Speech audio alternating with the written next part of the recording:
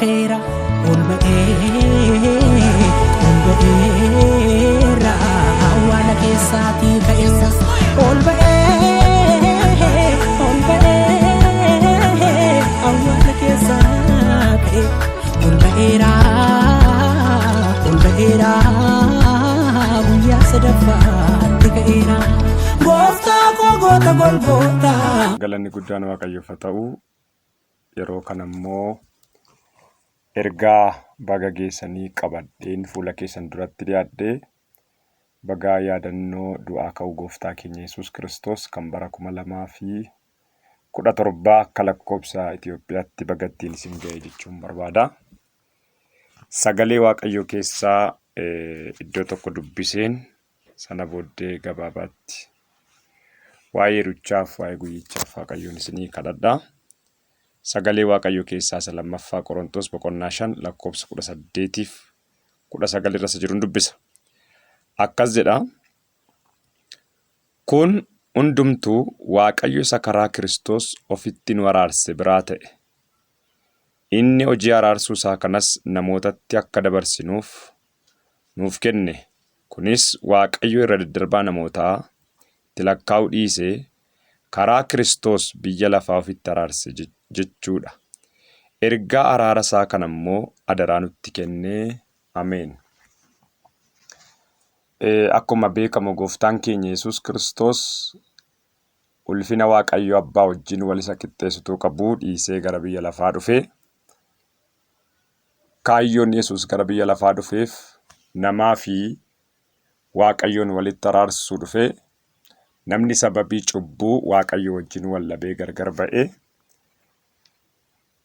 Waaqayyos nama ofitti araarsuudhaaf nama gara isaatti deebisuudhaaf karaa adda addaa Waaqayyo amma ilmi isaa Yesuus Kiristoos gara biyya lafaa dhufutti karaa adda addaa nama wajjin walitti dhufeenya hedduu geggeessaa ture. Achi keessaa fiixaan ba'iinsa kan godhate hojii gooftaa keenya Yesuus Kiristoosidha. Yesuus du'i isaa yookaan immoo du'uun Yesuus cubbamoota qofaa fayyisuu otoo hin taane biyyi lafaa karaa inni ittiin Waaqayyotti araaramudha.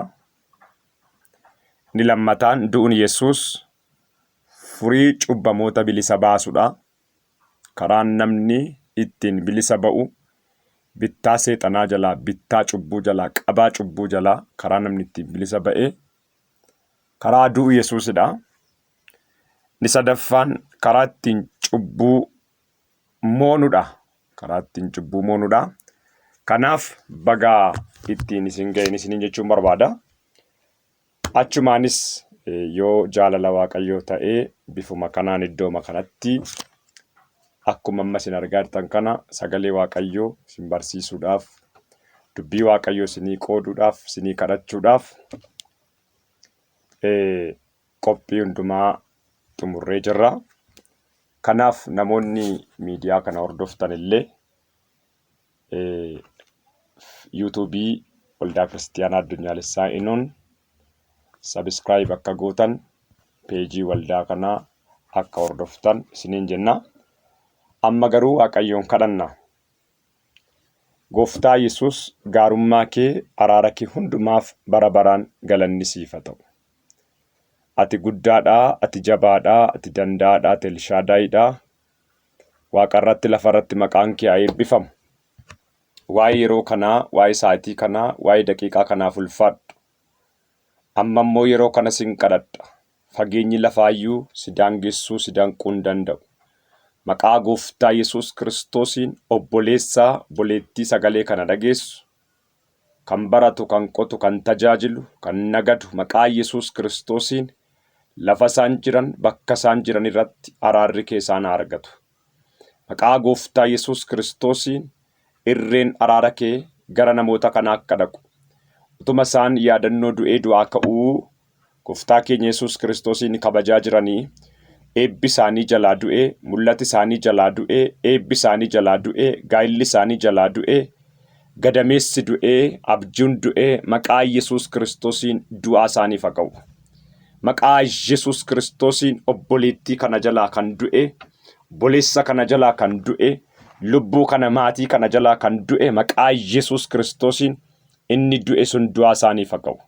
Maqaa Gooftaa Yesuus Kiristoosiin daqiiqaa kanaa jalqabee yeroo kanaa jalqabee jireenyi keessan lola seexanaa kan qabu, diinaan kan qabamtan, rakkinaan kan qabamtan, maseenummaan kan qabamtan, iyyumaan kan qabamtan, abaarsi dhalootaa, abaarsi sanyii kan isin qabe, humna du'aa ka'u Yesuus Kiristoosiin cabsaa ba'a. Humna maqaa Yesuus Kiristoosiin cabsaa ba'a. Humna maqaa Yesuus Kiristoosiin cabsaa ba'a. Humni fayyisuu danda'u humna Yesuus Kiristoos duwwaadha. Maqaan fayyisuu danda'u maqaa Yesuus Kiristoos duwwaadha. Maqaa Gooftaa Yesuus Kiristoosiin daqiiqaa kanaa jalqabe, sa'aatii kanaa jalqabe akkasin sagalee kana dhageessaniin hidhaan keessan hiikamu, hidhaan mana keessanii hiikamu, hidhaan hafuuraa keessanii hiikamu, hidhaan foon keessanirraa hiikamu. Seexanni kan isin hidhe, xibaarri kan isin hidhe, xonqolaan kan isin hidhe, haala daddaan kan hidhamtan, cubbuudhaan kan hidhamtan, maqaa Yesuus Kiristoosiin isinirraa hiikeera. Maqaa Yesuus Kiristoosiin isinirraa hiikeera. Maqaa Yesuus Kiristoosiin isinirraa hiikeera. Bilisa ba'a, bilisa ba'a, bilisa ba'a. Hidhaan keessana hiikamu, waanjoon keessana cabu, maqaa Gooftaa Yesuusiin balballi eebbaa isiniif banamu. Kan hojjettan barattanii hojii kan dhabdan balbala haaraa isinii baneera. Maqaa Yesuusiin yaadatamu addaa yaadatama. Maqaa Yesuusiin yaadatamu addaa yaadatama. Gooftaa Yesuus Kiristoos araara kee darbeef si haa galatu. Tola kee hundumaaf ulfaadhu. Maqaa Yesuus Kiristoosiin ameen. Waaqayyo isin haa eebbisu. Akkuma amma dubbanne sagantaa bifa kanaan karaa yuutuubii waldaa Eenon TV Worldwide jedhuun isin qaqqabsiisuudhaaf qophii adda addaarra jirra. Amma nuyi isin qaqqabsiifnutti yuutuubii waldaa Eenon yookaan Eenon TV Worldwide kan jedhu subscribe godhaa isiniin jenna.